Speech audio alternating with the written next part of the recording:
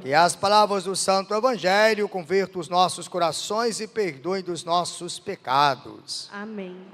Amados irmãos, hoje então temos esta liturgia que nos faz refletir de diversos modos. Até porque hoje é um dia muito significativo para a nossa igreja, ao qual celebramos o Dia Mundial dos Pobres. Então começaremos a nossa homilia com esta reflexão, já que estamos no Dia Mundial dos Pobres, e eu gostaria de começar a tentar aplicar este viés da pobreza, pegando como ponto de partida a palavra de Deus, mas apresentando 3 perguntas. Primeiro, é uma pergunta geral para todos nós: que pobre sou eu? E aí vocês se questionem também: que pobre sou eu? Se nós recorrêssemos ao nosso passado, nós levantássemos uma outra pergunta: que pobre eu fui no meu passado? Que pobre sou eu é o meu presente. Que pobre sou eu? Que pobre eu fui no meu passado? E por que não sermos pé no chão, para termos expectativa e nos questionarmos a respeito do nosso futuro? Que pobre serei eu amanhã? E aí, com a nossa caminhada, nós não podemos excluir, porque todos nós somos pobres de alguma coisa.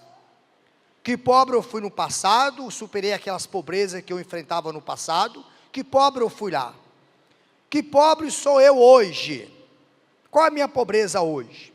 Que não são as mesmas do meu passado. E que pobre eu poderei ser no amanhã? E aí nós vamos pegar a primeira leitura, profeta Malaquias, ao qual nos coloca no caminho de justiça. Se eu olho para o meu passado, será que eu consigo encontrar que fui injustiçado por alguma situação? Se eu estou na vivência do meu presente, será que eu consigo perceber que ainda assim há injustiças diante daquilo que eu reconheço como pobreza na minha vida? E para o meu futuro, que tipo de pessoa justa eu pretendo ser? Vamos à segunda leitura. Carta de São Paulo aos Tessalonicenses. Quem não trabalha, não deve comer. Então nós encontramos que nesta carta de São Paulo aos Tessalonicenses, que o trabalho, ele é essencial à existência humana. O trabalho, ele é essencial à existência humana. Aí nós temos que levantar algumas perguntas: como é que eu estou trabalhando? Será que eu sou justo com o trabalho que eu desenvolvo? Será que eu sou justo com o trabalho que eu ofereço? Tudo no âmbito da justiça. Eu preciso trabalhar, mas eu tenho que trabalhar de uma forma justa.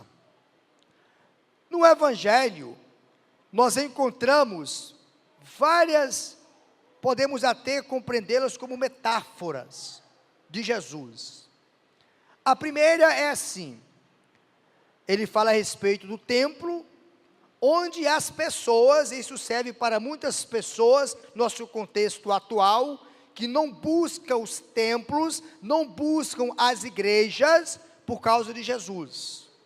Mas tem muitas pessoas buscando templos e igrejas por causa dos seus aspectos de ornamentação, de beleza. Muitos casamentos que as pessoas vão procurar as catedrais, as igrejas belíssimas, ornamentadas, mas o mesmo Jesus que está na Parafina, lá no Amazonas, o mesmo Jesus que está nesse tabernáculo, é o mesmo Jesus que se encontra no Vaticano, em Roma. É o mesmo, não muda nada. E Jesus está dizendo: cuidado, porque tem muitas pessoas buscando o templo por causa dos seus enfeites. Tem muitas pessoas buscando o templo por causa das suas ofertas votivas. Chegará um dia que não ficará e não restará pedra sobre pedra. Aí nós lembramos muito bem, neste Evangelho, daquilo que refletiu Santo Agostinho, não é verdade? Não adianta eu tentar procurar fora aquilo que eu poderei encontrar somente dentro de mim.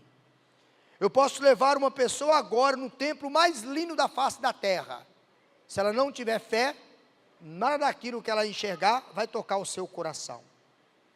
Mas eu posso pegar uma pessoa, lembremos aí de Santa Dulce dos Pobres, Madre Teresa de Calcutá, já que hoje é o dia dos pobres, não é verdade?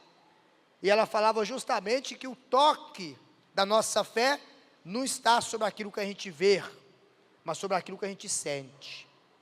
Porque a forma que a gente vê o mundo, a forma que a gente vê o templo, a forma que a gente vê uns e os outros, nossos semelhantes, isso é muito intimista, vai depender da percepção de cada um de nós. Mas Jesus continua a dizer, não se estará pedra sobre pedra. Se nós olhássemos para a nossa vida, o nosso templo vivo, o nosso corpo, nós também podemos perceber que ele já passou por muitas transformações. Não é verdade? Se você mora muito tempo lá na sua casa, e muito tempo assim, há mais de 15, 10 anos, e se você pegar a sua fotografia de 15 anos atrás da sua casa, que você mora até os dias de hoje, e pegar a sua fotografia mais recente, você vai perceber que a sua casa, a sua moradia, passou por radicais transformações. Se nós pegássemos o nosso templo, esse que estamos rezando neste momento, pegássemos desde a sua origem fotografias e registros, e sobretudo essa sala que foi ampliada, quantas transformações passou esse tempo? Várias. Se nós olharmos para a nossa vida, quantas transformações nós tivemos que passar por elas? Desejadas, ou porque a vida nos colocou no fluxo, onde essas transformações foram necessárias, não que nós gostaríamos, mas foram necessárias para o nosso crescimento. Eu estou falando aqui no Evangelho, uma palavrinha, uma frase, que talvez poderá ser um pouco, quase não bem compreendida. Eu estou falando, diante do que Jesus apresenta no Evangelho, de uma resistência espiritual. E a palavra é essa. Nós precisamos resistir para poder perseverar. Porque a palavra final do Evangelho está dizendo, é permanecendo que ganhará a vida. Mas para nós permanecermos em algum projeto, nós temos que resistir a tantas coisas. Olhe para a sua vida pessoal, para os seus projetos pessoais. Para você vivê-los, você tem que resistir tantas outras coisas. A não aceitação das pessoas, a reprovação das pessoas. Se você não for capaz de resistir, você não vive os seus projetos. A nossa vida na caminhada da fé, na igreja, a seguir o nosso Senhor Jesus Cristo, também nós precisamos passar por muitas resistências. E olha os sinais, os alertas que Jesus nos deixa no Evangelho. Cuidado, porque surgirá falsos pastores.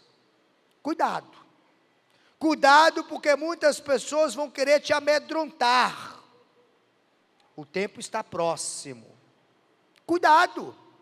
E nós temos que resistir então às investidas contrárias ao projeto de Deus. Então, permanecer numa fé, e a fé que nós nos propomos a viver, é resistir. Olhemos para a nossa vida, a nossa concretude, as nossas faticidades, os projetos pessoais, os empregos, as empresas, os relacionamentos. Para nós permanecermos, nós temos que resistir tantas coisas. Mas o que Jesus quer dizer para nós, e aqui reflexão minha, quando ele fala, não surgirá pedra sobre pedra, porque nada disso que nós vivemos é seguro, meus irmãos. Quantas manchetes, notícias a gente escuta por aí, uma casa belíssima, com fundação firme, e do nada, BUM! Vai à ruína, explodiu. Que segurança tem? Quantas empresas, mega empresas internacionais, vêm à falência? Que segurança temos? Quantos relacionamentos de juras, de promessas de amor, que vem a ruína. Que segurança temos? A nossa vida. Quantas pessoas que estão buscando silicone, musculação, botox, implante de cabelo, perfeição do corpo, e morre. Que segurança temos? É óbvio que nós temos que melhorar o nosso templo, temos que melhorar a nossa saúde, temos que preservar e cuidar, a fazer atividades físicas, tomar as vitaminas, até como fala a palavra de Deus, para nosso cabelo não cair, tem que tomar vitamina. Senão o cabelo cai. Mas a palavra está dizendo, a nossa preocupação tem que ser outra. Se preocupar com a nossa beleza do templo, com a beleza do nosso corpo, preocupar com as coisas externas, são importantes, são. Mas o mais importante é nós nos preocuparmos com a nossa beleza interior. O nosso templo interior. Jesus virá, olha o salmo que foi cantado. Jesus virá para nos julgar. Este Deus virá. Eu fico imaginando esse Deus. Vocês acham que ele vai ficar percebendo assim, bom, fazer o comparativo na Mariquinha, que tem a minha avó, né? Será que esse Deus vai ficar, quando vier no dia do juízo final, será que ele vai ficar comparando assim? Francisco, cadê o Francisco? Estava por aí afora, fugiu, foi mamar. Será que quando esse Senhor vier, ele vai dizer assim, Francisco bonitinho, vem para o céu, sem nenhuma ruguinha. Dona Mariquinha, tadinha da senhora. Deus não vai se preocupar com isso. Deus vai se preocupar com o nosso coração, meus irmãos. Essa é a dinâmica da palavra de Deus. Deus vai se preocupar com aquilo que está no nosso coração. Olhe para um relacionamento. Eu fico imaginando as pessoas quando vivem só pela superficialidade, elas se perdem. Os casamentos hoje, as pessoas não se unem por afetividade, por sentimento, por valores, por amor. As pessoas não contraem o matrimônio, não contraem o casamento por amor. As pessoas se juntam por interesse. Quantas vezes eu já escutei de mulheres dizendo, eu só caso se encontrar um homem rico para me bancar. Quantas vezes já escutei isso? E quantas vezes já escutei de gente, até já usei aqui nas minhas reflexões, pessoas que saem dos bairros mais simples e passam a frequentar ambientes de bairros mais nobres, com a esperança de encontrar um baú cheio de tesouro, para não falar outra coisa. É por isso que se perdem, porque o casamento, quando não é alicerçado, meus irmãos, e usa o casamento sobre esse exemplo da palavra de Deus, do Evangelho, que não ficará pedra sobre pedra. Imaginemos um casamento, onde tinha um príncipe e uma princesa, que vem no dia do casamento, com maquiagem, as vestimentas próprias, maravilhosamente lindos. Passa-se 20 anos, depois de 25 anos, aquela noiva talvez vai pensar nem querer mais usar maquiagem. Mas se o casamento foi regido pelo amor, a afeição e o carinho de ambos não está na aparência um do outro. O sentimento permanece como vinho, quanto mais tempo melhor. Agora, se a união foi pela aparência, as transformações corpóreas afastam as pessoas. Aí é onde a gente entra o critério desse permanecer que ganhará a vida. No matrimônio, como exemplo, quem permanece está ganhando a sua história familiar, está sustentando o sacramento, a fidelidade, porque o permanecer aqui do Evangelho não é permanecer de qualquer jeito não, é permanecer com fidelidade, é ser fiel ao projeto que recebeu de Deus. Então Deus quer nos provocar hoje, para que nós acordássemos. Deus não quer nos amedrontar com essa linguagem um pouco requisitada ou influída como a linguagem apocalíptica. Surgirá terremotos, pais se rebelarão contra filhos, sinais no céu, peste, fome. Deus não quer amedrontar a gente não, mas Deus quer fazer um pedido a cada um de nós. É tempo da gente despertar para algo essencial e deixar de lado aquilo que é supérfluo. Tem muitas pessoas vivendo aí na sociedade, buscando só as coisas supérfluas. Dizer para todos nós, meus irmãos, é bom, é gostoso as coisas do mundo, é maravilhoso, mas melhor ainda as coisas de Deus. Quem sente Deus na sua vida, percebe, Deus não deixa faltar nada. Comecei a minha reflexão com 3 perguntas, se vocês lembram quais foram? Lembram? Todo mundo dormindo. Comecei a minha reflexão com 3 perguntas, vocês lembram? Quais foram as perguntas? Que pobre eu sou, que pobre eu fui, e que pobre eu poderei ser. Não é isso? Quando a gente sente a presença de Deus na nossa vida, nós olhamos para o nosso passado, e nós reconhecemos que Deus foi misericordioso para conosco, que Deus colocou pessoas também generosas, que nos tiraram da pobreza, daquela pobreza do nosso passado, e todos nós sabemos quais foram as nossas pobrezas, e hoje nós vivemos tantas outras, e Deus insiste, de uma forma incansável, a colocar pessoas generosas, para que pudessem ir trabalhando, para que as nossas pobrezas atuais não roubassem as oportunidades provenientes da graça de Deus em nossa vida.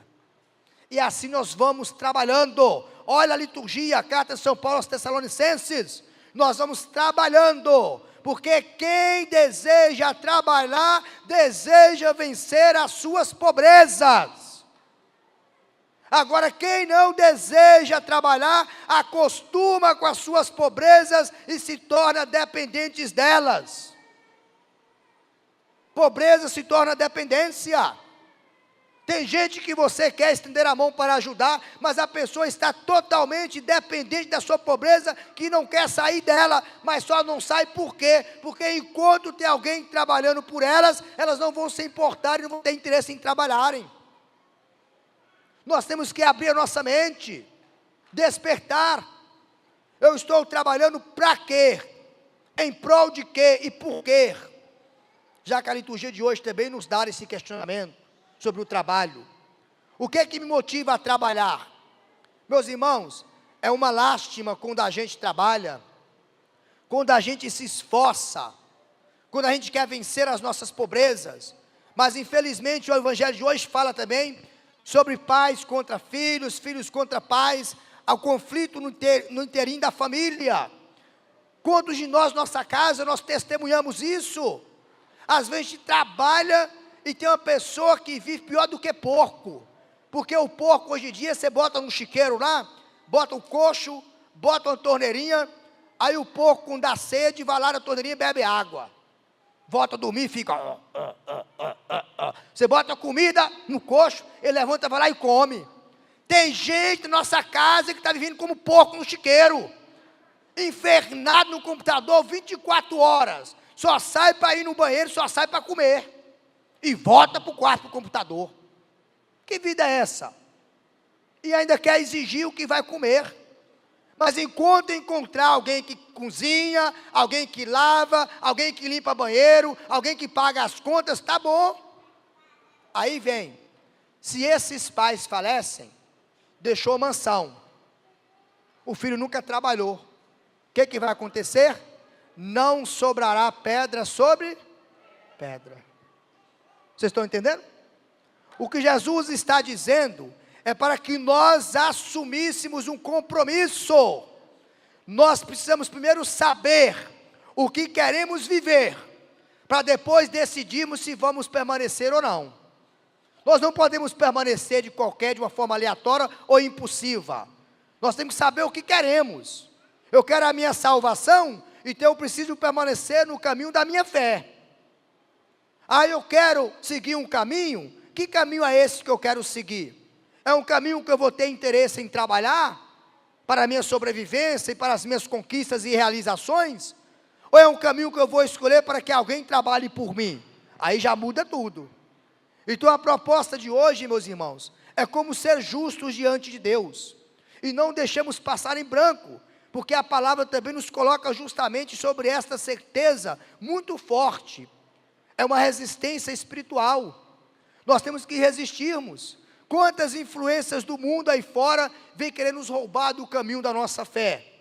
E são audaciosos, mais do que nós católicos. Nós católicos, nós somos tímidos para sair de porta em porta, anunciando o Evangelho. Mas tem tantas outras pessoas que são audaciosas, que buscam querer nos ludibriar, para nos tirar do caminho da nossa fé. O que Jesus nos coloca aqui é um alerta, para que nós despertássemos, para que nós colocássemos para fora aquilo que está no nosso coração. E o que está no nosso coração, no âmbito da fé que estamos refletindo aqui, é a realidade do nosso batismo. Com o nosso batismo, Deus plantou no nosso coração uma semente. E essa semente que nos pede hoje com a fala do Evangelho, para que nós permanecêssemos, para ganharmos a vida, mas não é uma vida que virá em ruína, não é uma vida que passará por transformação, como a nossa existência passa, mas é uma vida eterna, onde não terá mais sofrimento, onde não terá mais lágrimas, onde não terá mais dor. É esta vida que Deus quer nos propor.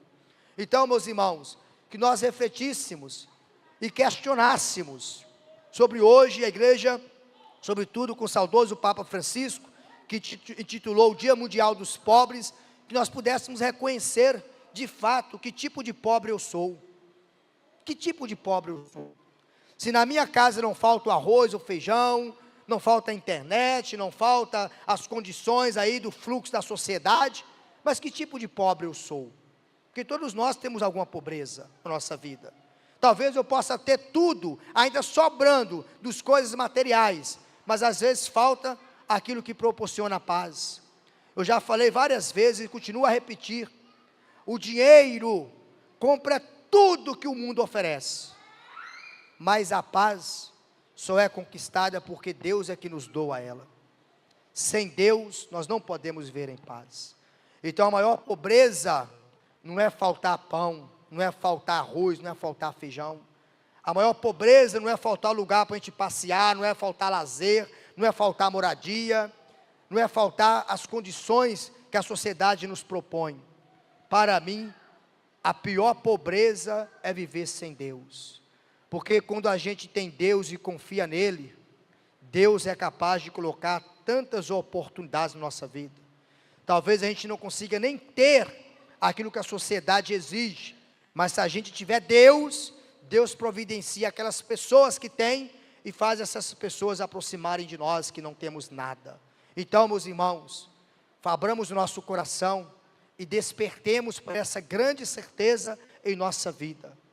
Quem permanecer no Senhor sairá vitorioso e ganhará a sua vida, que não precisará mais passar por transformação. Mas quem não busca pelo Senhor, continuará sua exigência contínua, desejando dias melhores. E esses dias melhores nunca chegam, porque as pessoas vivem sempre insatisfeitas. Trabalho, conquisto, quero outra coisa. Trabalho, conquisto, quero outra coisa. Trabalho, conquista, quero outra coisa. Nunca terá o seu caminho e o seu coração em paz. Deus é o suficiente para que todos nós vivêssemos no sentido ricos, porque o que Ele nos oferece não nos proporciona sentir falta de mais nada.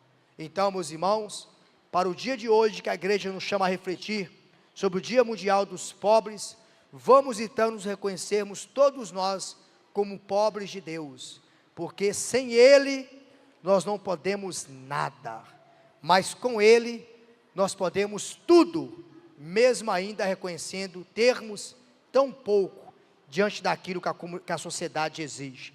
Que Deus seja a nossa maior riqueza, e com Ele certamente nós conseguiremos viver toda e qualquer tipo de pobreza.